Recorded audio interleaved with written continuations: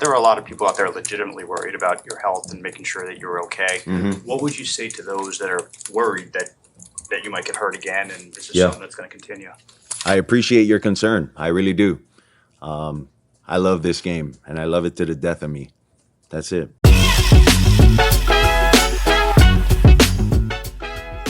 What's going on, everybody? Welcome back, welcome back, welcome back, and welcome back to another episode of Off the Bench.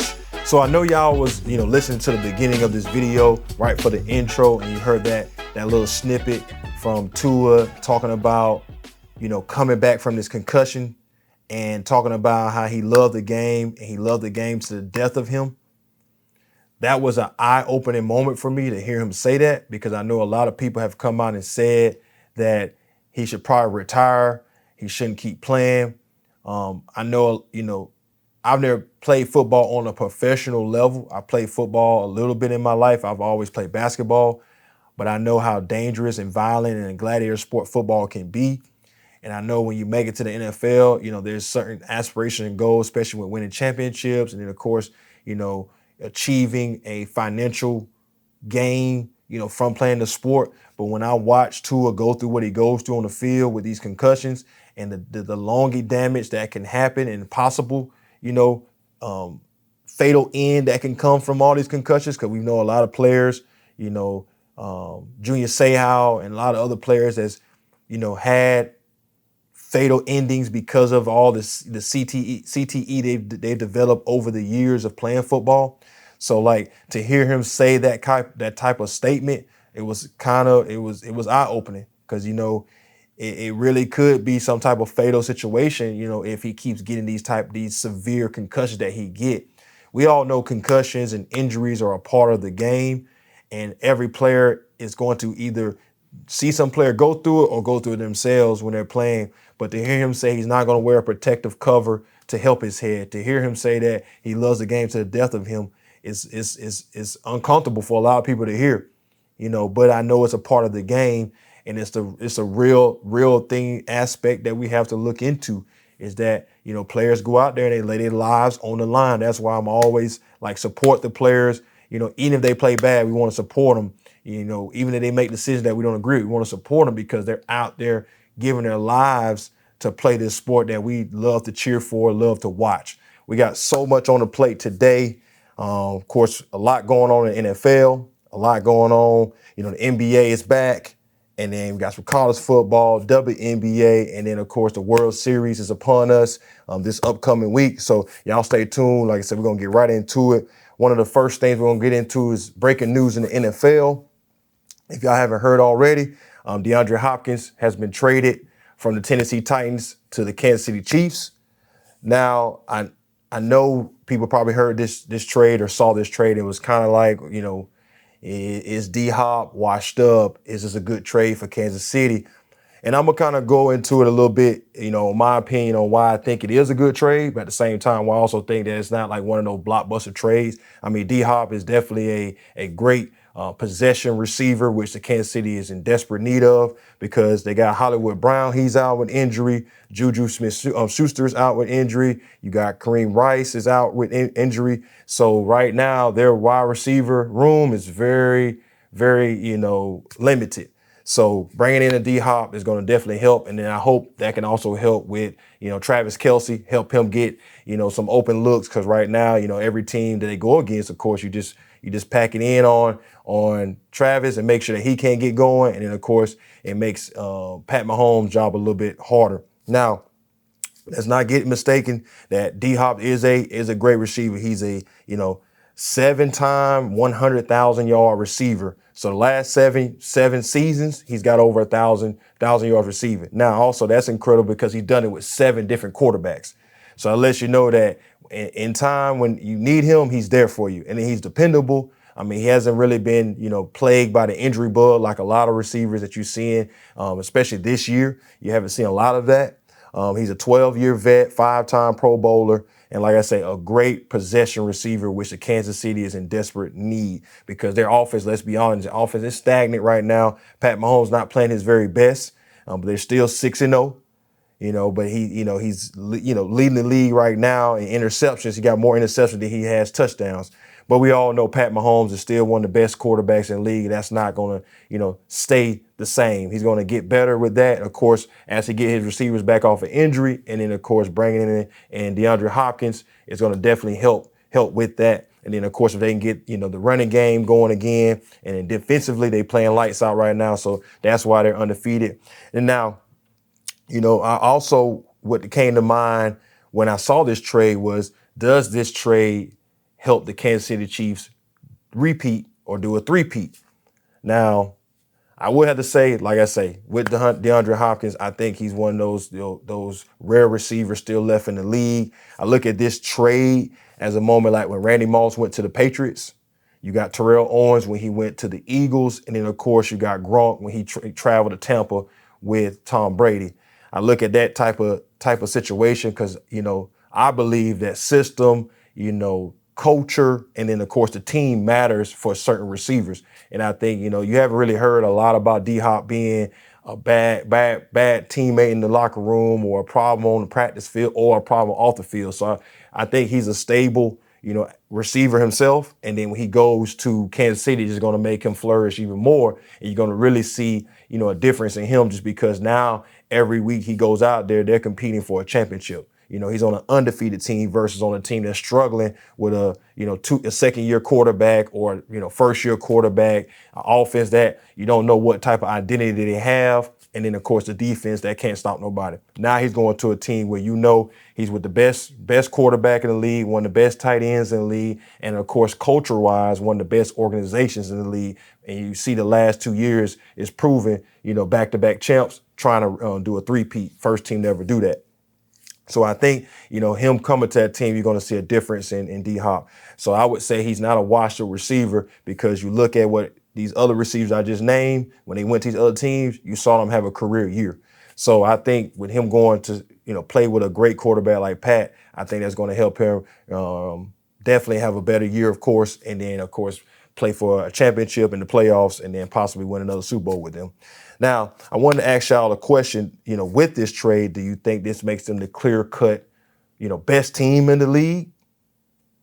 I have, I got my top, I wanted to drop my top 5 power rankings today. I'm going to do that later on in this episode, and y'all let me know, what you think about my top 5. Do you think I got it right, got it wrong? And then, of course, like I say, does this make them the clear-cut favorite and clear-cut, best team in the league right now? Now, I also want to ask, what do y'all think about Pat Mahomes, being the MJ of the NFL? Now, what I mean by that is, just his impact on the team and his impact on the game. Like I said, he's not having his best year.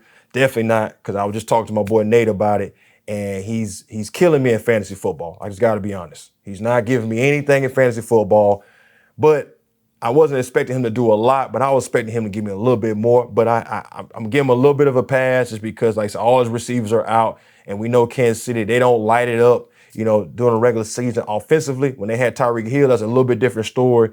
But with these last couple years, especially last year, leading the league in drop passes, and then, of course, this year having no availability in the wide receiver room. So I'm trying to give him a little bit of pass, but I'm not gonna lie, it's hurting me because I'm last place in all my leagues. But that's another time, another topic to talk about. But back to the matter at hand.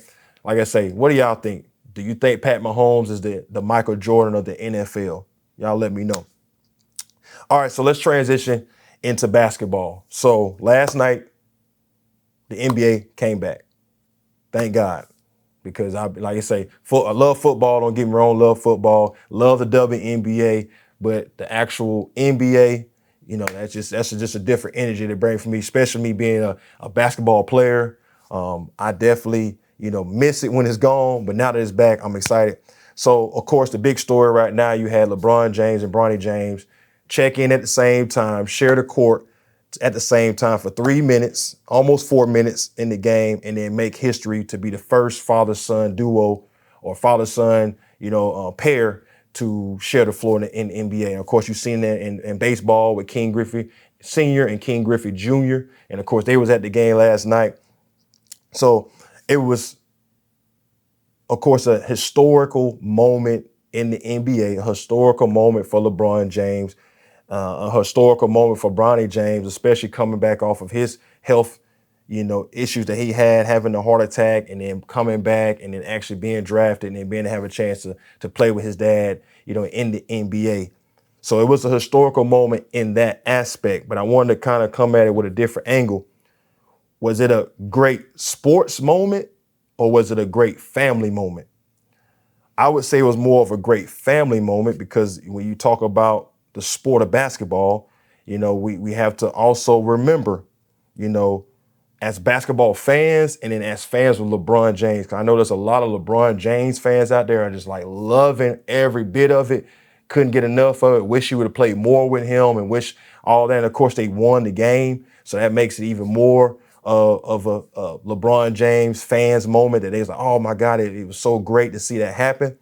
But then as a basketball watcher, a basketball player, and a person that loves great sports moments, I don't think it was a great sport moment, but I do think it was a great family moment for LeBron James. Now, did he deserve the right to have Bronny on the floor with him? Absolutely. Everything he's done for the NBA since he's been 20 years old, being the face of the league, being one of the best players in the league, being top 5, Mount Rushmore in the league, don't have no problem with him having an opportunity to play with his son. But as a basketball fan, I got to look back on, the McDonald All-American that Bronny, the All-American McDonald team that Bronny was on. His 1 year at USC, getting drafted, the pick he was, the 55th pick, and then getting the guaranteed contract, guaranteed roster spot. Does that happen if he's not LeBron James' son? Don't get me wrong. I think Bronny James is a great player, young talent that can develop into something, of his own and be a great player in the NBA. I don't doubt that. I think he has all the intangibles, all the skills. And of course, being the son of one of the greatest players of all time, he's going to have the IQ. So I think he could play the game. I do think that the G League, I know people I know myself, I don't believe necessarily he's going to play a lot of G League this year. Do I think it's important for him to play some G League so he can get more playing time? I think so. I don't know how much, but I think for him, get an opportunity to develop on his own and kind of make his name and make his way on his own versus kind of following behind LeBron, in the regular season, not playing a lot, playing these little spare minutes or, being in the game with him for 2-3 minutes at a time to satisfy the fans and satisfy Laker Nation and all that. I don't think that's good for his development. I think it'd be better for him to, like I say, be in the G League, get some minutes, really be able to develop and then bring what he's experiencing back to the team and then be able to actually, hopefully, in some key moments, have an impact. But last night, I didn't really see anywhere for him to have an impact. Of course, they played against the Timberwolves, which after watching last night, I'm gonna drop something to y'all and y'all let me know what you think. But is the Minnesota Timberwolves the Minnesota Jazz now? And I explained to y'all a little bit why I say they're the Minnesota Jazz. But getting back to Bronny, I think, for him, it's best that he gets the most playing time because, of course, we know he's going to get the toolage and the development and the skills from his dad and the knowledge, IQ. He's getting that from his dad every day in practice. But I think he needs to now have an opportunity to actually put it on the floor. And people can start, distinguishing them the two from each other. Because just like, with King Griffey Sr. and King Griffey Jr., Sr. was great, but King Griffey Jr. was that dude. And he did that he created his name for himself outside of his dad, even though they played together. So I think Bronny needs that opportunity to create his own name, his own legacy, and his own lane in the league himself. And I think if he can start doing that in the G League and then, of course, bring him back up, he'll have an opportunity to really have an impact on the Lakers team, maybe this year, late in the season, or even, of course, going into next season, you could really start seeing him having some getting some minutes and, because I think Connect's going to play a lot more for him, the rookie from Tennessee. I saw some glimpses of him where he can help the team. And then, they played a lot of young guys last night. I saw JJ Redick do that. And of course, I can tell he's trying to see, okay, where do these guys fit in my rotation? Can they even be a part of my rotation? And I saw Vanderbilt was hurt again, which I don't know what's up with these guys that just own teams and don't have to play or never available, which we're going to get into some more injuries here in a little bit in the NBA. But I think, JJ, for the first game, not going to really grade him too much just because it's similar to how Steve Nash was when he was in Brooklyn. You got enough star players, all-star players, superstar players to kind of lead you to a win, and of course against Minnesota, which didn't take a lot of effort. So he didn't really have to do too much coaching. So I'm like I said, grade him a little bit later in the season once I see how he gets when he actually goes up against teams that's going to have the guys that, can really put a hurt to him. So we'll have to wait and see how that goes. But like I said, I think for Bronny, that'll be the best way to help him develop. Now let me ask y'all this question too. Do you look at this situation with LeBron, with Bronny as a moment of nepotism?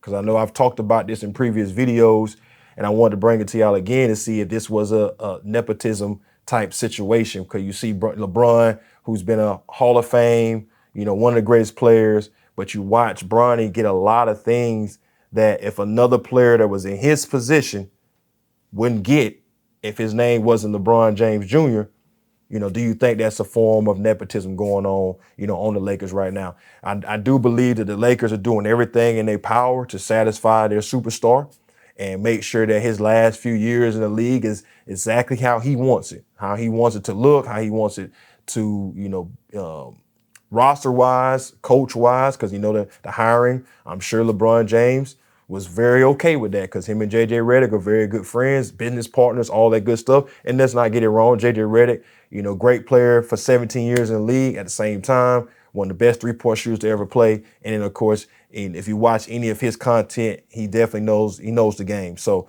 I don't, but at the same time, as a rookie coach to be on that team, a lot of LeBron's input was taken into consideration. So, but y'all let me know what you think in the comments, in regards to that. Now, moving on into the other opening night game, you had the Boston Celtics go up against the Knicks.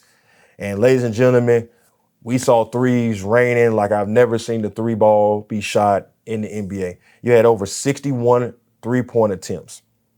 Now, I know the game has changed. I know the game has, the floor has opened up. You see a lot more, 4 out, 1 in, or you even see a lot of teams playing 5 out where everybody's around the three-point line. But I mean, my goodness, 61 three attempts.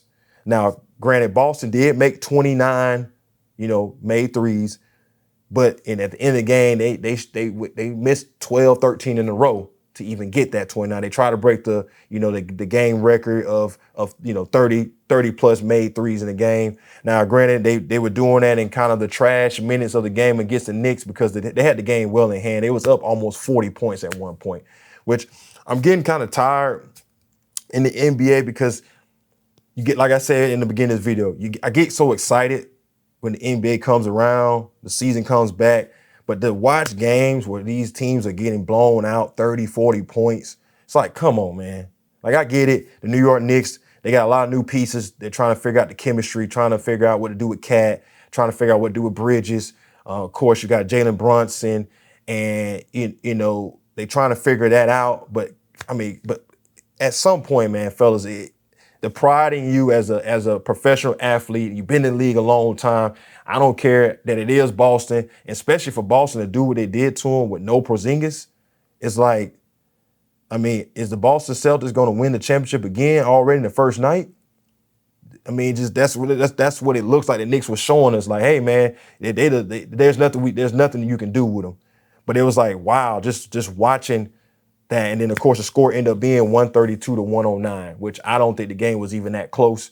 The game was a lot further apart. I just think, like I said, Boston started putting in their bench and they were just jacking up shots, and then of course Knicks coming out jacking up shots. But it's just astonishing to me how the game has changed to where it's just so many threes being shot.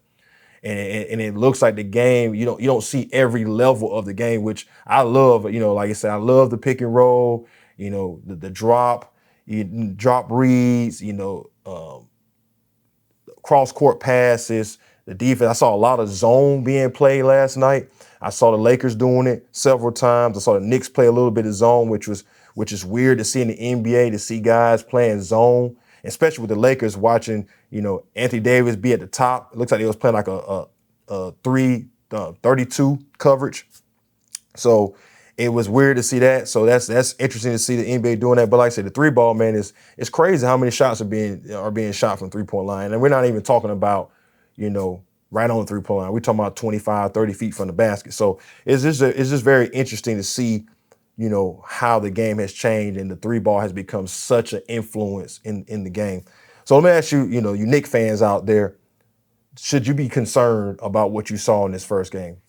You know, I wouldn't say you should be hugely concerned because once again, we're not going to go crazy. It is the first game for the Timberwolves, for the Lakers, for Boston, for the Knicks. And then of course you don't get a lot of preseason games in the NBA.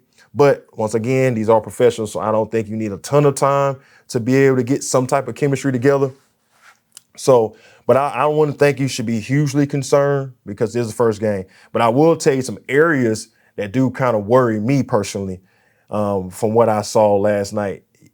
The Knicks don't have any depth on their bench. So they don't have anybody really coming off the bench that can help them, you know, win a game. Donte DiVincenzo, he's probably the best player coming off the bench for them. Then, you know, then health-wise, of course, you know, as long as they can stay healthy, you got to wait and see if that happens. God, dog, there's a bug in here. It's doing weather down here. If you're not in the South, you don't understand. But in the South, this time of year, man, it sucks because all these bugs keep coming out of nowhere and they get into the building. But that's another thing. But anyway, and then of course minutes being played for the starters for the Knicks because you know you had Josh Hart last year. I mean, he played down the stretch going into the playoffs and then the play-in games and all. I mean, the man played a lot of minutes of. And I'm talking about not sitting down at all, playing for, you know, sometimes the whole game or 46 minutes of the game, like play a lot of minutes. So that kind of worries me with your starters playing a lot of minutes, how that will affect them in the key moments of the game. And then my last thing that concerned me was Cat. Because like I said, I saw Cat playing a lot of drop coverage on the pick and roll, and I saw Boston really attack him because for one, they know he don't like to really play the 5 spot, which he was forced to play. And then I saw him struggle in the middle of the court to play defense and stay in front of people. So that's why I say it's gonna be interesting to see what the Knicks can actually do with him versus what they did with Julius Randle. Because right now, like I say, Cat, he's a 3-point shooter. We know that, but he's gonna need to defend because Mitchell Robinson is out right now on that team, who's you know, Pensacola native, but Mitchell Robinson's out right now. And with him not being down there to really control the middle and play the 5 spot so Cat can kind of stretch out and be the 4 and the 3-point shooter, that pick and pop type of, you know, big that he is. Now he's got to play the center spot. And he looked very uncomfortable last night and pretty wore out from doing it. So it'd be interesting to see what they can do with that because I noticed that their style of play, they was playing 5 out. So basically, you had nobody on the block. You had nobody playing the mid post or post extended or free throw line. You had nobody playing. You had everybody playing on the wing, which, in my opinion, it makes it very easy to guard the Knicks because outside of Jalen Brunson, who do you have to worry about? You know, blowing past you and getting to the rim on their team. You don't really have that because OG Anunoby, you're not really gonna see it from him. Which that $200 million that they gave him, I don't know. We'll have to wait and see. Like I say, it's the first game of the season, but we'll have to wait and see for him to get the largest contract in Knicks history. I don't know. I mean, I didn't see a lot out of him last night, defensively or offensively. Now, of course, Jalen Brunson was Jalen Brunson. He did what he was supposed to do, but once again, it's the first game, so we have to wait and see. Now, going into the Boston Celtics. Ladies and gentlemen, I think you just saw a pissed off Jason Tatum for the first time in his career.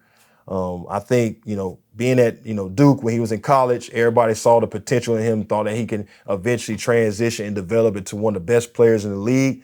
And I think last night, y'all saw a pissed off Jason Tatum and a pissed off Jaylen Brown. Now, the reason why I think, you know, Jason Tatum was showing how he was pissed off because of how he got done on the Olympic team. Now, of course, he won a gold medal, but I just want y'all to, you know, think about this for a second. You got Steve Kerr, you know, Hall of Fame coach, but you got Steve Kerr come to him and say, hey, man, I don't know if there's going to be any minutes for you, you know, in these Olympic Games. And then they had him ranked number 11th on the team when it comes to best players. Like he was ranked number 11th. And for the ones that don't remember, I know Olympics was gone. It's been a little minute for the Olympics, but for the ones that don't know who was on the team, let me remind everybody who was on this team, and y'all tell me in the comments down below. Do you think Jason Tatum was the 11th best player on this team? All right, so his teammates were, you had Bam Adebayo, you had Devin Booker, you had Steph Curry, Anthony Davis, Kevin Durant, Joel Embiid on one leg. You had Anthony Edwards, aka Ant-Man. You had Tyrese Halliburton. Then you had Drew Holiday. You had LeBron James. You had Derek White. Somebody help me understand how Jason Tatum's the 11th best player on that team. First of all, Drew Holiday and Derek White defer to him on their own team. So that's two that you just can wash out. Anthony Edwards, he's an exciting player to watch. I think he's one of those next up players along with Jalen Green, John Moran, of course, when he comes back healthy this year. You're gonna, remember his name. I think he's one of that in that batch of players that's next up.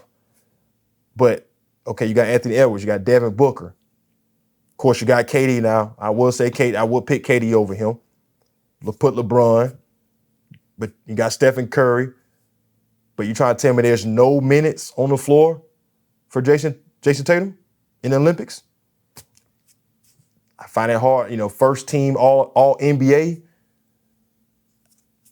I found it very hard. So I think he felt a little bit of disrespect from Steve Kerr in the Olympics. Of course, every player I think kind of goes into the Olympics with a different agenda. Some of them, hey, I just want to, I'm happy to be on a team. Like Derek White, I'm happy to be on a team, go travel, play for my country. And then, of course, if we can win a medal, that's even better.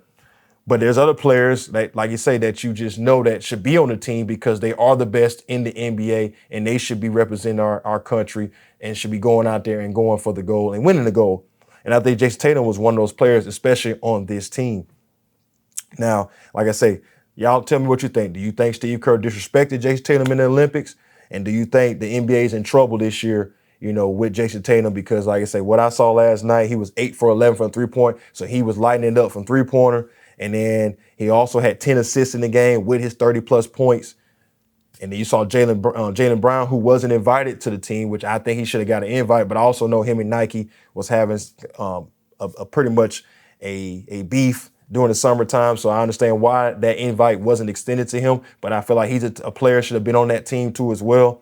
So you saw both of them. And then I know a couple of years ago, a lot of people was talking about you need to split these two up. Now you look at it like, man, you need to keep these boys together as long as possible because you see the results of both of them individually developing and then how they were able to keep building the team around them, putting the necessary pieces around them, of course, at affordable cost.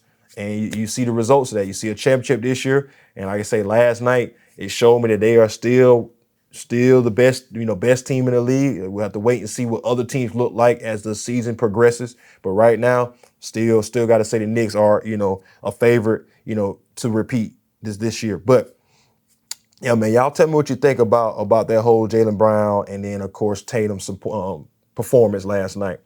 Now, if he keeps this up, the NBA is in trouble, like I said, and everybody can thank Steve Kerr, for Jason Tatum and how Jaylen Brown are playing. Now, the Knicks, of course, like I said, look bad, but it's still a long season to go.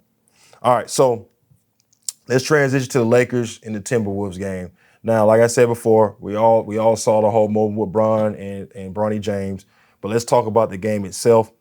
The Lakers didn't really show me anything that I can say, hey, man, this roster and this team is a team that's going to compete in the West, let alone make it out of the West to possibly compete for a championship.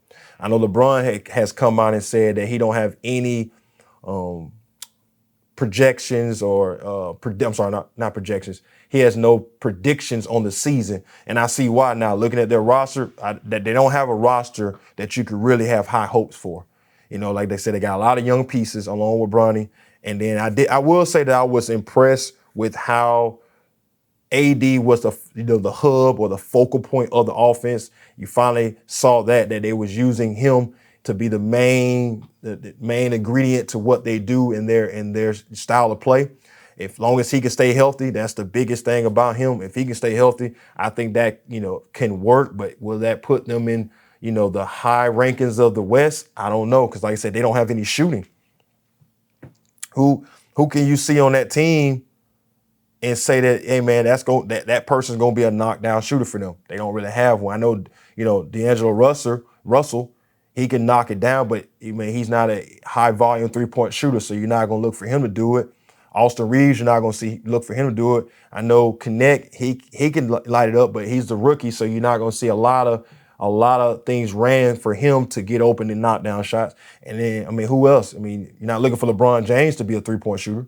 So I don't know.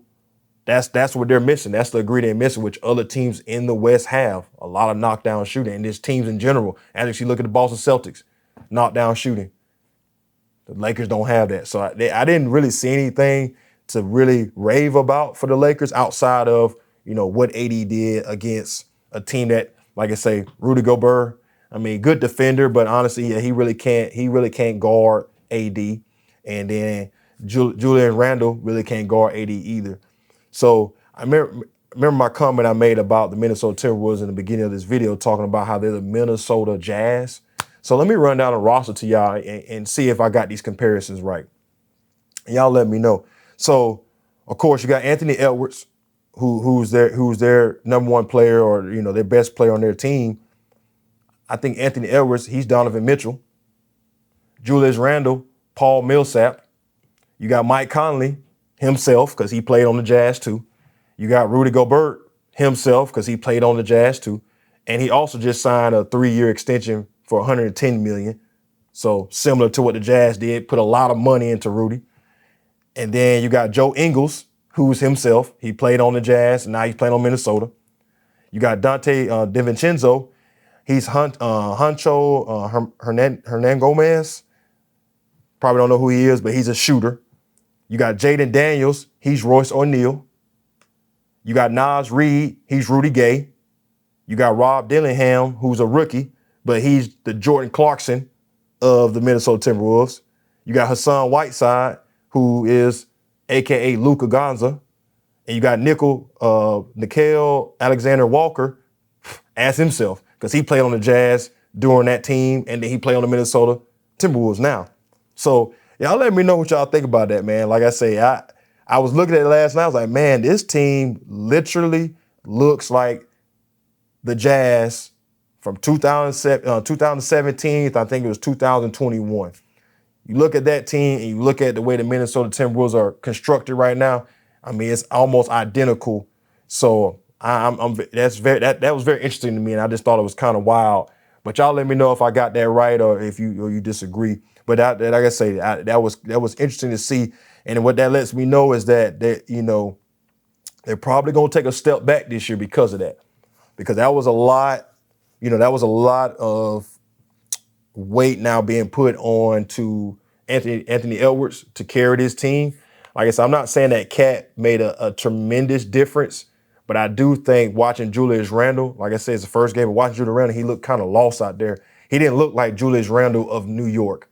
You didn't see him really, command the ball. You didn't really see him getting his spots he had a couple more, he knocked down some shots, but you just didn't see him be very aggressive, like you're accustomed to when he was in New York.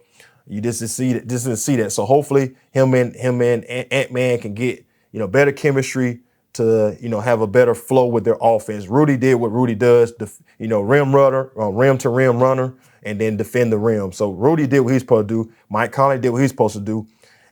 I'm waiting to see what they're going to do with Rob Dillingham, see if they're going to really implement him into the rotation. Jaden McDaniels, defender, just like Royce O'Neal was for the Jazz. He can knock down some shots, but you're not really looking for him to do that at high volume. But you got to see him play defense. And then Naz Reid, just kind of a plug glue guy. And same thing they did with Rudy Gay. So that's why I thought it was very interesting to see the makeup of their roster look very similar to what the Utah Jazz used to look like. But back to the game, like I say, the Lakers very young, still don't have outside of shooting. LeBron James, 39-year-old, finna be 40 in December. You know, he's LeBron. And then of course AD looked good, but as long as he just gotta stay healthy. And then of course struggles in the first game for Ant-Man, but we all know he's electrifying. He's gonna have great moments this season. And I think he's gonna, like I say, he's still gonna, light it up, and hopefully that he can carry this team in the regular season and into the playoffs and see if they can make a further run and into the possibly playing for a conference championship and then playing for the NBA championship. We'll have to wait and see. So, but let's talk about NBA injuries right now, because there's a couple players or a few players in the league right now that aren't starting in the first few games of the season. And one of them to be Joel Embiid, who just signed an extension in the offseason. And you got Paul George, who also signed a max deal, not super max, but a max deal with the 76ers. They're both out for their first game due to knee injuries. So I know that there's been coverage headlines that's come out that Joel Embiid and the 76ers have agreed to not play back-to-back games at all this season, or future seasons he's not going to play back-to-back games ever again. So I know a lot of people, I know Charles Barkley, Shaquille O'Neal came out and they was upset about this, and a lot of other players has played and fans have said, man, it's awful to see that that's the decision that was come to. But let's look back at Joel Embiid's career. The man has missed over 300 games already. And I mean, you name the injury he's had it: face, hand, back, knee, hip, ankle, calf. I mean, he's had every type of injury you can think of. So it's not really a surprise to me that they came to this decision, because the man even like last year, I think last year he only played 40 games because of injury. Now, I know a lot of people say, well, he played in the Olympics. I don't think he should ever play in the Olympics, because he was out there playing on one leg the whole entire Olympics. They could have put somebody else in there, or they could have let Bam play the 5, and then they could have worked it out, had AD play 4, like I said, they still could have won the gold medal without Joel Embiid. You see what they did to Kawhi Leonard. They sent him home because the Clippers were calling him and say, hey, man, he don't need to be out there because he's already not played, which he's not going to be playing. We're going to get into him in a little bit. But it didn't surprise me that they came to this decision, because Joel Embiid don't play a lot of games in the regular season anyway, because he's always hurt. So, and then Paul George, same thing. He's had this injury bug since OKC. And then, of course, he had that major injury when he was in Indiana. So his injury bug has followed him in every situation he's been in. So it don't surprise me him not to play. But I know a lot of people are just like I say, just aggravated. I've seen, Kevin Durant come out and say that we need to, stop comparing eras. I agree with that. I think that you can't really compare eras no more, because the game and the way the players are, treated by the organization, the way the contracts and playing for themselves versus playing for the team, like all that stuff's different. Back then, guys really, really dug through some stuff and played through some things differently than what guys are doing now. That's not to say what guys are doing now is less than what guys did back then, but I would say it's just different. So we don't need to compare eras no more. We don't need to compare players no more. We need to stop all those conversations, because, like I said, the game of basketball is different now.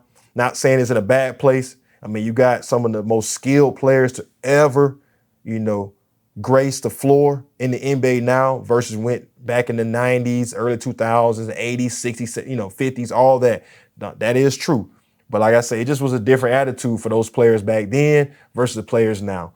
And I'm just not surprised or upset to see. I'm a little shocked that the organization came out and agreed to do all that. But I'm not surprised for Joel to not play back-to-back games. Now, let me ask y'all a question in regards to that. As a fan or, a person going to the game, with all these superstars that miss games on a consistent basis. I'm not talking about just, guys that miss, every now and then. I'm talking about guys that are consistently missing games and are like the prime reason why people come to games and why people watch the games. Does this hurt the attendance and the viewership of the NBA? Y'all let me know. Also, does it make the game when it comes back around less interesting? Because you look at the NFL, I mean, yeah, you see players get hurt, but it's in the heat of battle. the heat of the game that people are getting hurt, but you don't see a lot of guys missing, off season and then of course training camp and then of course into the season. You don't hear a lot of that with baseball. You don't hear a lot of that with the WNBA. You don't hear a lot of that with soccer. You don't hear a lot of that with these other sports. But you hear a lot of that in the NBA now where guys are been hurt all year, last year, had all season, and they're still not healthy. And so that's why I want to know, does it make the game less interesting because of that? And like I said, is it time to stop talking about comparing eras? Yes. I'll answer that question for y'all, but y'all let me know what you think if you think differently. But it is time to stop comparing eras when it comes to basketball. We can compare eras in other genre of sports, but I think in basketball we need to just quit comparing and just be thankful, for the guys that came before these guys now, because if those guys never played, we don't know who these guys are now. Because all the guys that play now, they looked at those other players and either they patent their game behind them or they allow what they saw through them to develop their skills to be better than them. So I would say it's done comparing eras. But like I say, do you think it's made the NBA when it comes back around? Like I said, the NBA just started, but as a viewer, as a fan of basketball, as a person that might go to the game, does it hurt the game to see all these players not play? I know it hurts the wallet of a lot of people that go to the game just simply because, some of these players might come to your city once, maybe twice in an entire 82 game season.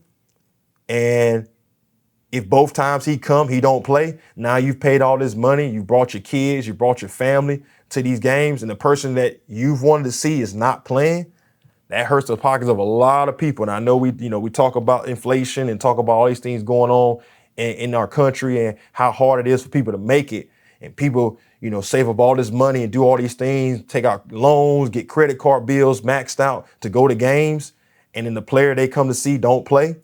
Because I myself, I'm not going to lie, and my boy Nate, I know I brought him up earlier. Me and him talked about a story of him going to see Damian Lillard. And he talked about how upset he was when he got there and literally before tip-off, they said he wasn't playing. And that's the whole reason why Nate came, was to see Dame Lillard. He even wore Dame Lillard jersey.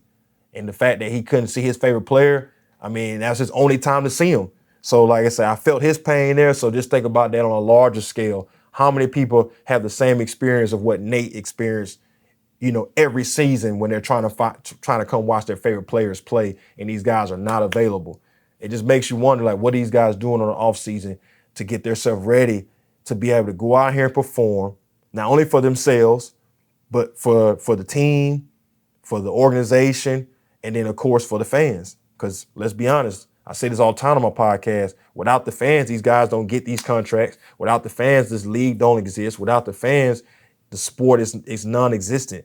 So we got to remember all of that when we're talking about, the importance of being available, being healthy, and playing. Now, but I'm also on the side of players of, if you are hurt, and I'm talking about seriously hurt, then you don't need to play because it's just going to make things worse. That's why I didn't agree with Joel playing in the Olympic team, because now look at where he's at now. It's made his knee worse and he cannot be available to play when it matters right now for the team. So, but that's just my take on it. So now let's transition into the WNBA. New York Liberty won their first championship in their existence or their franchise history. So congratulations to the New York Liberty. It was an amazing series to watch. Went down to the wire, went all 5 games. It had all kinds of ups and downs, roller coasters. In this series, I think it was an amazing series for the WNBA, and to see all the support, to see all the sold out games, to see everybody that come to the games. You had Spike Lee there. Of course, as a New York native, I don't care if it's the New York Knicks or whoever it is. If New York's winning, it's a big deal in the world of sports. So congratulations to New York Liberty. Now, on to this controversial call in the fourth quarter. I myself, as a basketball player, watching basketball, I disagree with the call. I don't think that was a foul at all. I think that, what happened, it was a travesty in that moment. And then for them to review it and still keep that same call, that was crazy. Now, I know they did go into overtime. So that's not to say that, the Minnesota Lynx didn't have an opportunity to still win the game. But I know sometimes as a player, when those moments happen, especially in a championship game, when those moments happen, it deflates the team. So it's hard to, come off the bench and then, to come off the bench and then, get yourself back into the game, especially after you feel like you've been cheated or robbed of your moment, of your championship, to go back in there and play. And then you saw the result at the end. The Liberty took over in overtime and won the championship. Now, I know a lot of people were kind of being hard on the Minnesota Lynx head coach because she came out and said that the championship was stolen from them. I understand how she feels, like I said, because in that moment, watching that foul be called, it was crazy. I don't understand why they made that call. Now, I know in the previous game, in Game 4, the New York Liberty head coach was complaining about the calls. So was this kind of a makeup situation where they made up for Game 4 because she was complaining and aggravated and said that that game was stolen from them? I don't know. Y'all comment down and let me know. Y'all let me know. Do you think that was a great call or a terrible call? And do you think that the Liberty, I ain't gonna say Liberty, do you think that the refs stole the game or the championship from the Minnesota Lynx? Y'all comment down and let me know. But also, Jonquel Jones, she was voted or awarded the MVP of the finals. Congratulations to her. I think she definitely earned it. She averaged 17 per game. She had a 50, 40, 90, stat line the entire finals and, of course, in the playoffs. And she was 50% from the field, 40% from three-point line, 90% from the free throw line. So she did a amazing job, helping her team get to the finals and then, of course, helping her team win the championship. So congratulations to the New York Liberty. But like I said, y'all let me know what y'all thought about the series. And then, like I say, as a league for the WNBA, I personally think they're in a fantastic place. I think they got a good thing going. People are finally starting to respect their form of basketball. I know they don't get all the dunks and they don't have all the other exciting things that the men's league bring, but it's still if you love basketball and the art of basketball, you love the WNBA. That's just my opinion. And that's why I watch it, because I love the WNBA. But now let's transition into football. There's a lot going on, like I said in the beginning of the podcast, a lot going on in the NFL. So many storylines. One of the biggest storylines, like I say, in the beginning was DeAndre Hopkins going to the Chiefs. And then you got Cooper Kupp in trade rumors. I know Cooper's been kind of in and out this season, first part of the season. Now, I'm a little shocked by him being in the trade rumors, but I'm also not so shocked because the NFL has shown you, these teams have shown you that, whenever players are constantly getting hurt, that's when you start to see them, be on a trade block, or players become very, open about they want to get out of somewhere. Then you start to see players get moved. So it's not too surprising, but like I say, as Cooper Kupp as a receiver, I think he's going to be a great asset. If he is traded to another team, he'll be a great asset for them. Or I'm sure an upgrade on what they have on the roster now. Excuse me. Or he stay with his team and he gets healthy, and then hopefully he can help the Rams make the playoffs. Now, where would be a good team for him to go? So a few teams I had in my mind, I was thinking the Pittsburgh Steelers. I think if you bring him and put him with George Pickens, I think that's a good 1-2 punch. The Washington Commanders, with everything that Jaden Daniels is doing down there, I think he'll be a great asset and a mentor on the field, another coach on the field for their wide receiver group. And then what they got with Terry Mack, I think that's a great pickup. And their running game's good. Now the Ravens, I think the Ravens, they can pick him up. I think that's a huge upgrade. And their wide receiver, you got Zay Flowers, you got Cooper Kupp. That's a huge, and then you still got King Henry back there running the rock, which that's a huge upgrade for the team. Buffalo Bills, I know they just got Amari Cooper, but if you pan him with Cooper Kupp, I think that's a great 1-2 punch. And then my last team I would love to see him on, or I think would be a good team for him, would be the Detroit Lions. Now, I think the Detroit Lions, let me ask y'all another question about Detroit Lions before I get a little more in depth with them. Do you think Detroit Lions are the best team in the NFL? Y'all comment down below, let me know. And I'm going to get into a little more detail on why I think they are the best team in the league. But like I say, I think Cooper Kupp going to them, St. Brown, I know Jameson Williams, he just he just got suspended for 2 games for for illegal substance ban that's in the NFL. So he's going to be gone for a few games. So if you can get like a Cooper Kupp to come in and help out with St. Brown, I think he'll be a huge asset for them, especially with what they're doing with Laporta, Gibbs, and what they're doing with Montgomery. Now, like I said, getting back into why I think the Lions are the best team in the NFL. I think they're the best team in the NFL because they're the most balanced team in the NFL, offensively and defensively. Let me just tell y'all a few things going on with the Lions, especially when it comes to Jared Goff. Because Jared Goff has been balling out of control this year. And I'm gonna tell y'all, let me give y'all, like I say, first off, he's right now QBR, he's got a 96% QBR. Let's just start there. But then let me run y'all down a few stats that I thought was just amazing for Jared Goff. Okay. Jared Goff currently right now has an 84% completion percentage in his last 4 games. He's had the highest completion percentage over any 4 games span in NFL history. He also broke the record by Jaden Daniels earlier that had 82% completion rating. So he broke his record. So he's at 84. Jaden Daniels for the Commanders at 82. He was 12 for 12 in the first half in 1 game. He's had his third perfect half this season. So he's had 3 perfect halves of football throwing the ball. He's the only quarterback with a perfect completion rating in the first half of a game, and he's done that 3 times.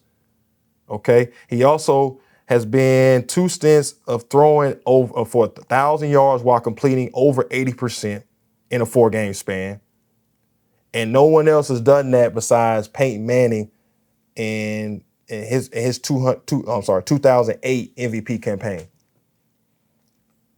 So when you look at what they're doing offensively, when you look at how they're playing defensively. Now, I know defensively they've lost one of their best D-lines in Aiden Hutchinson, which I think if they're smart, they go out and get, like I said, like a Max Crosby, somebody like that. If they can go get him, I think that'll help, re-up their defensive line so that way they can continue, moving forward as a defense. I think they definitely have those pieces, linebacker wise, and then cornerback and safety wise, they're great there. But like I said, you just look at them as a whole. I mean, with their run attack, of course, with the QB and what Jared Goff is doing, I think he's one of them. He's in my list of MVPs too as well.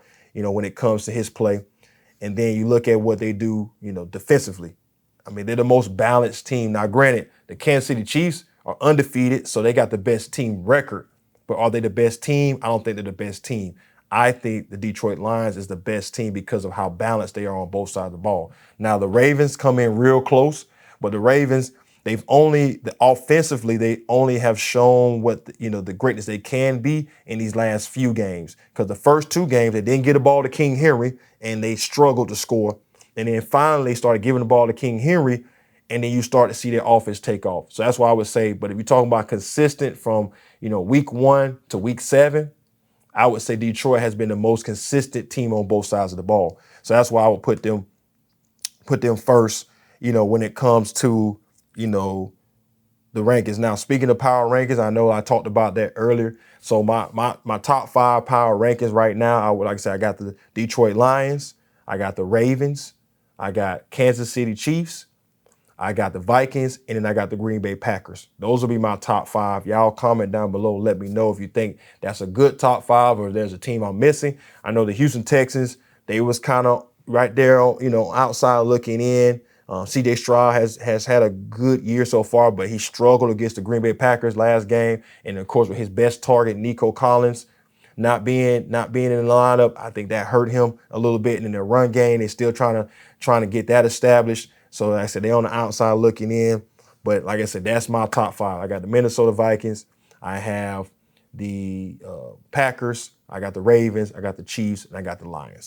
So like I say, in particular order, Lions, Ravens, and Chiefs are the first 3. And then you can throw the Vikings and Packers 4 or 5. It don't really matter on in that regard. Now, But y'all, like I said, y'all let me know what you think about that. So let's move into some more injuries that we were seeing being, sustained across the league. Of course, you had Brandon Ayuk. He tore his ACL, which is just pouring more salt on the injury bug for the 49ers because, of course, you had Deebo Sanders out. You got CMC out. And then you got George Kittle, who's in and out of the lineup. You got him out. So that goes to show why the 49ers are struggling the way they are. Now, the 49ers, if they'll be smart, I know with Brandon Ayuk being out, they need to get them a receiver. Cooper Kupp's another one. If they can grab him, bring him over there. Like I say, he won't have far of a move from the Rams to the San Francisco. So you ain't got to worry too much about that. But having him on the team, especially with you losing Brandon Ayuk and then until Deebo Sanders can come back and he's healthy, they're struggling right now too as well. And then, of course, the 49ers are going up against another team here soon that's struggling, out of their brain. And we're talking about the Dallas Cowboys, a.k.a. Dallas Cowgirls. Speaking of the Cowboys, man, I don't know if y'all been, watching Jerry Jones lately, but to me, Jerry Jones is like that grandparent who thinks he's still a leader of the family, but everybody know it's time to put grandpa in a home somewhere. It's time for grandpa to stop making a lot of decisions. It's time for grandpa to move out the way so some other people can have some say so and can make some changes that necessary to make things better. Because right now, Jerry Jones, everything he comes out of his mouth it makes it sound like he don't know football. And for a person that's been in the game and been around the game for as long as he have, to be doing the things he's doing, like I said on my last podcast, him going off on the radio guys because they're asking him questions about the lack thereof moves he's made to make this team better. And then for him to come out and say now, about Derrick Henry, saying that Derrick Henry he wouldn't have a career year in their office because that's not the style they play. This man has completely lost his mind. Derrick Henry is leading the league in rushing right now with 73, 74 yards rushing.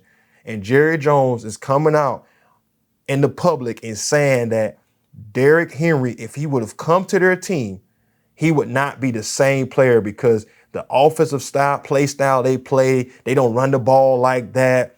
He wouldn't have had the type of career, season he's having with the Ravens if he was on my team. That's the most ass backwards thing I've ever heard an owner say about a player. So that just lets me know he's lost touch with what's going on in the league. And he's lost touch on what's going on with players. Because for him to say that he loves his roster, but they're young, but you pick that roster because he's the owner, GM, VP, he's everything on that in that organization. And that just goes to show you that, when you got so much control, but you have no control, that lets you know how backwards that team is. And then on the flip side of that, you got Mike McCarthy, you got Dak Prescott coming out saying that guys need to practice harder. They're not practicing hard enough. I don't know, man. It makes no sense to me what's going on in Dallas, but it also is laughable because, this is AKA America's team. This is what America's team looks like. They got an owner that's literally rambling on TV, rambling on the radio, making no sense of what he's doing, no sense of, how he's running this organization. You got your star quarterback, who's the highest paid quarterback of all time with $231 guaranteed million. You got a coach that can't really coach a team because Jerry Jones is the head coach as well, or assistant coach as well. And you listen to them every week, just dig deeper holes for themselves. And it's sad, man. It's sad to see Jerry Jones in the place he's in, where he's literally out there talking about Derrick Henry would have not been a big piece to what they do offensively if he was on their team. So you're trying to tell me that your staff that you've put in place, you've hired, you've interviewed, you said those are your guys. You're trying to tell me that they wouldn't be smart enough to recognize what the Ravens have recognized with Derrick Henry, and you're watching this man literally run over an entire team. I want to say Derrick Henry has had three runs this year of 80-plus yards, where this man's running 21-plus miles an hour at 260 pounds. Like I said on my last podcast, that man is the LeBron James of the NFL. He's a freak of nature. He shouldn't be doing what he's doing, but he's doing it. But so like I say, for Jerry Jones to come out and say that, man, that was a wild moment. I couldn't believe that. I couldn't believe to see that or hear that. And it's just crazy every time I hear him come out and say something. So, but back to some more news in the NFL. So, of course, you had Deshaun Watson go down with a season-ending rupture of his Achilles, which was, tough, man. It was tough to see that for him. I know he's had a rough go at it this season. Season has not gone anywhere the Browns expected or he expected. They got rid of Amari Cooper, one of his best weapons. They don't have a established run game. Defensively, they playing lights out, but I mean, there's only so much they can do because Deshaun ain't putting up no points. But what makes this story or makes this situation bad, man, is because, during the game, of course, the boos came out from the fans, which, fans have every right to boo when a team's not performing or playing the way they feel like they should. Because like I said before, fans spend a lot of money come to games and they want to see their players go out there and perform, and they want to win. Just like players want to win, the owners want to win, and the fans want to win. But the sad part about that same moment is that when he was getting carted off the field and you could see all the emotion running over him and over the players on the field, you started to hear the fans cheer and clap and celebrate his season-ending, rupture of his Achilles. And that's a sad place to be in. It's similar to, Alvin Kamara for the New Orleans Saints saying that, it hurts him to watch fans leaving games early in New Orleans. The stands not to be packed out at their games. Well, Alvin, I'll tell you this, different from the Cleveland Browns situation, your situation, y'all are terrible. You're not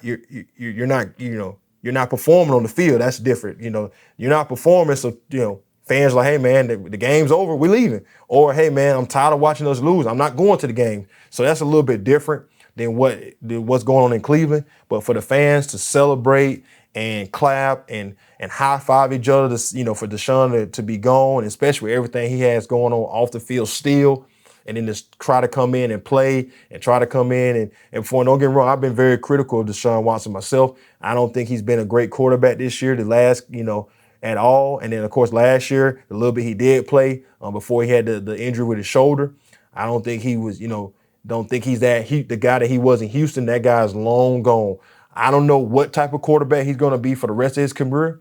He's going to definitely have to change it up a little bit, but we'll have to wait and see how he recovers and comes back from his Achilles injury. But, man, it was a sad day in the sports world for me to watch fans cheer, for a man that was, hurt on the field. And then, of course, now he's not in the lineup. But I will say kudos to Jameis Winston for what he said after the game, how he stood up and said that, man, that was wrong for the fans to do that. And the man has been putting in a lot of work. I don't think that Deshaun Watson hasn't put in work, but it definitely hasn't translated to the field, the work that he is putting in. But like I said, I think that was horrible to see, and shame on the fans for that, because like I said, you have the right to boo when the team's not playing well and all that, and the coach is not coaching well. But man, when a person gets hurt and it's that type of injury that can change not only his life but change his career, you got to remember that these are humans, and these are people with real lives that's on the field, that's out there playing this gladiator sport for your entertainment, for your pleasure, for your joy. So let's not forget, the human aspect of these guys and girls that go out here and play these sports that we love so much. All right, so now let's transition to New York Jets. So New York Jets, they stunk it up again. No surprise there. Is Aaron Rodgers the problem? Is it time to finally say that Aaron Rodgers is the problem? Because the man right now, just want to give y'all a couple stats.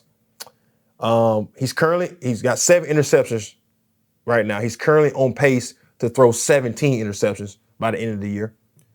And with his 7 interceptions he has right now, he's currently tied for 64th place in the league. He has a QBR of 49%, 24th in the league. So was Zach Wilson really that bad? He looks a lot like Zach Wilson this year. A lot like, and the offense looks a lot like Zach Wilson this year. So I'm just saying, was he really that bad? I mean, Aaron Rodgers, like I say, don't get me wrong, Hall of Fame quarterback, but we got to keep it a buck.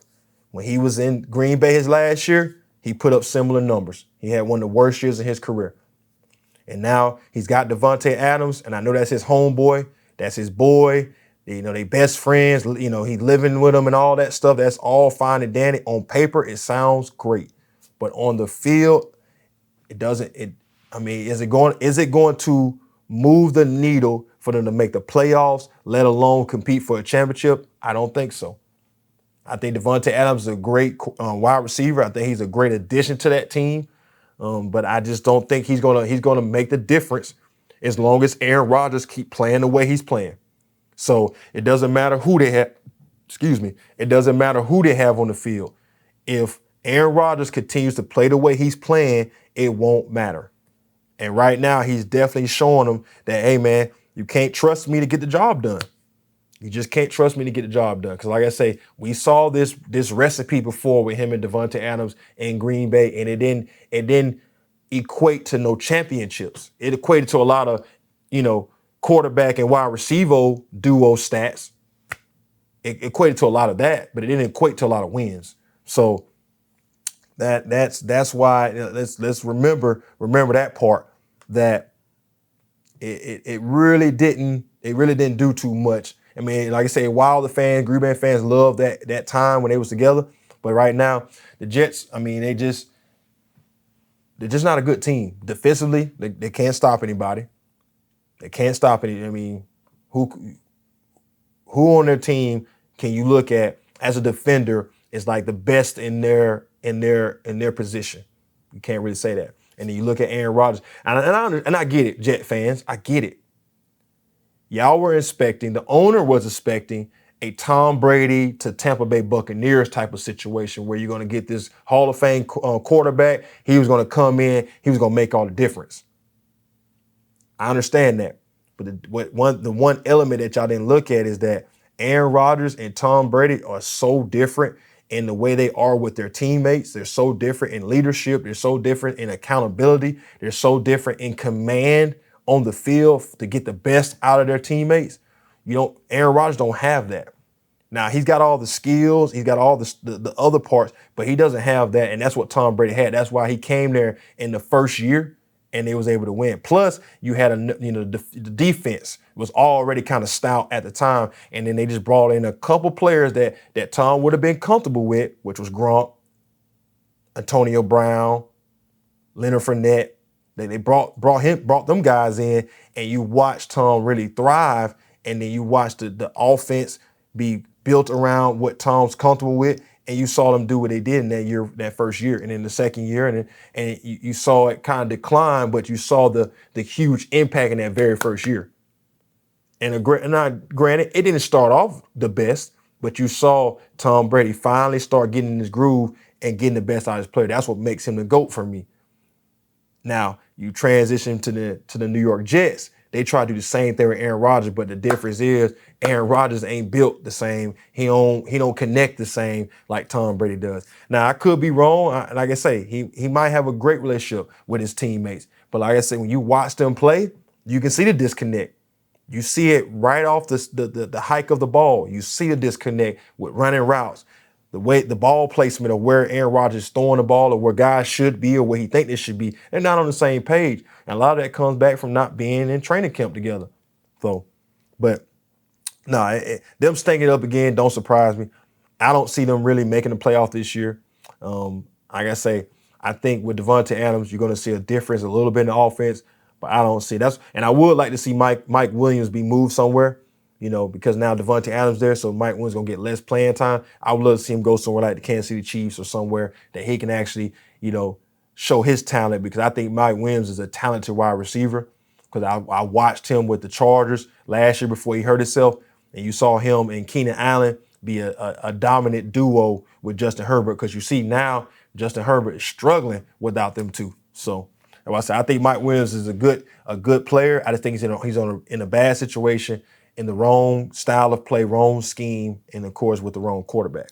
So we'll have to wait and see. Now, transition to another quarterback. We had Russell Wilson get the start over Justin Fields. I did not agree with the move, but again, I think Mike Tomlin, one of the greatest one of the greatest coaches in the NFL. I like to call him the Bill Belichick of the Pittsburgh Steelers because he always just makes the right moves, even though people might not agree or understand his moves. He makes the right moves. Also, he has the greatest culture right now in the NFL. The players want to play for him. The players respect him. The players respect what he does.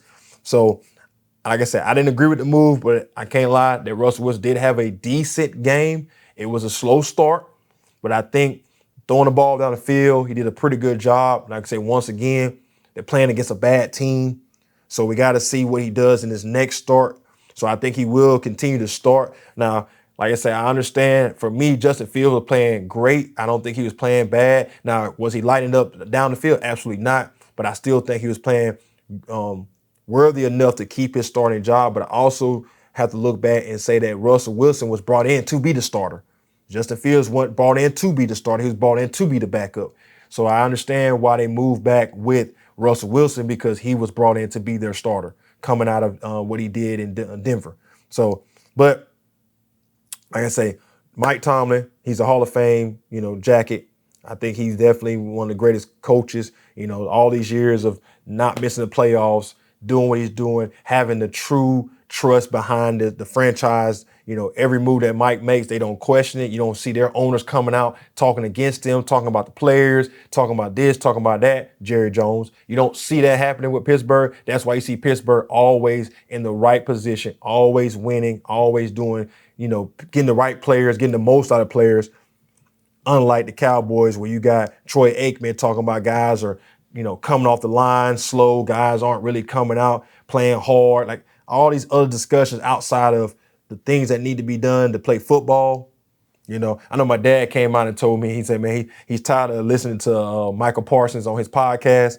He's like, man, you need to be on the field versus being out here doing podcasts. And I mean, a lot of people feel that way because, they're not showing up in the time they need to show up, but they have all these things to say. So I understand it. But I mean, I'm not mad at Michael for getting his bread on his podcast. Big up to Michael with his podcast. Hey, man, like I said, y'all make sure y'all follow and support this podcast. Because like I said, I want to bring y'all good content and good conversation. But y'all let me know, man, what do y'all think about Russell Wilson being the number one quarterback? Should he stay the number one quarterback? To all my Pittsburgh fans out there, do you agree with the move? Do you hope that, it stays safe? Because I think the good position that Pittsburgh's in is that if Russell plays bad, you can go back to Justin, and hopefully Justin can pick up where he left off, bringing him to a 4-2 record. He can, continue what he was doing, and y'all can keep thriving. But I think that's what Mike's looking at. It's like, hey, man, we know what we got in young fella. We know he helped us out a lot in these first 6 games. Now, the offense wasn't lighting it up on the scoreboard, but he was able to keep, no turnovers and keep us balanced with what we were doing offensively. So now we want to see if Russell can kind of take us to that next level. Like we were hopeful that when he come into the team, so they just want to see how that plays out. But like I said, I think that where the Pittsburgh Steelers are in a good spot right now. And then one last thing I want to kind of go over when it comes to football. Do y'all think Pat Mahomes is the MVP right now? I know they're 6-0. He's not playing his best. He's got more interceptions than touchdowns. But I hope y'all saw him, truck stick somebody with the 49ers running for the touchdown over across that goal line. I hope y'all saw that. And then his scramble outside, the little fake pass, like just all the things that Pat does, even though he's playing bad, even though he don't have no receivers, even though Travis Kelce is in La La Land or wherever he's at, he finds a way to win. So would you say he's the MVP right now? I would say my MVP is Jared Goff right now, based off, like I say, because he has the best team, the most balanced team, and just what he's doing individually and how they're winning as a team, how they're just out there doing whatever they want to do, and they're scoring some points. I would say Jared Goff is my MVP right now. But do y'all think that Pat Mahomes is the MVP based off of how he's playing and what he's doing to keep the team winning and being like a Michael Jordan on that team? What do y'all think about that? So y'all come and let me know down there. And the last thing I want to get into before I get out of here, and I want to thank y'all again for staying tuned with me. I know I've gone over so much, but it's just so much going on in sports right now. A lot of big things, a lot of amazing things happening. So that's what makes this time in life and time in this year so great. But the last thing I want to go over, my New York Yankees, they're in the World Series. Oh my God, it's such a good feeling. Such a good feeling, such a good feeling. LB, my boy, I know you watch my podcast. LB, I know you're excited, man. We got the Yankees. We're back in the World Series, baby, trying to go for number 28. So before I get out here, I wanted to talk about my Yankees versus the LA Dodgers. I think this is going to be an amazing World Series. I see it going 7 games. I see the Yankees winning in 7. I'm going to be biased. I just think my team going to pull it off in 7 games. As long as we can continue with hitting like we're doing, as long as Judge, as long as Stanton, as long as Soto, and then pitching, if our pitching can get it together, I think we got a good chance to win this World Series. Now, let's also remember that we got the number 1 player versus the number 2 player, which is not heard of in a World Series. You got Shohei Ohtani, and you got Aaron Judge. Aaron Judge was number 1. Shohei was number 2. So watching them two in the World Series is going to be amazing. So I'm excited about the World Series. Like I say, October is, Oktoberfest, postseason time. It is, for baseball, it's amazing. But like I say, to watch my team play in the World Series, we've been missing the World Series. Been missing the playoffs in general for a long, long time. It's been a hard road, but finally we made it back to the World Series. So like I said, I got my team in 7. The New York Yankees win the World Series and us getting that 28th banner on the Raptors. And like I say, and also what makes the World Series this time around such an iconic time is because, like I say, you got one of the most historic franchises in the New York Yankees and the Dodgers. So to watch these two teams, and when you look at this season, they were the best 2 teams the entire season. So it's very rare, especially in baseball, you see the 2 best teams or the 2 projected teams to win, to make it to the finals, because normally you'll have a team that comes along like a Cleveland or like a Detroit, like a Houston Oilers, or like a Blue Jays, or some team, or the Padres, some team that just kind of comes together at the right time, and in the playoffs they end up knocking off the team that everybody projected to actually make it. And I know the LA Dodgers, they've had that issue these last few years, to where they win 100+ games, they got all these big names on the team, but then of course when they get to the playoffs, they always lose to a team that nobody expected them to lose to. So, but it was great to see the 2 best teams make it to the dance and have a chance to play for a championship. So I'm excited to watch the World Series. And like I said, I'm predicting that the New York Yankees wins in 7, but y'all comment down below and let me know what you think or who you think is going to win the World Series. And like I say, man, I'm excited for that. But this time of year is such a great time because of that. But like I said before, man, I want to thank y'all for watching this episode. Thank you for tuning in. Before you leave, do me a huge favor. Hit the like button, hit the subscribe button, share this video, comment down below, follow us on all of our other social medias, which is always listed down below. And man, we'll see y'all on the next episode. Until then, y'all have a great day. Peace.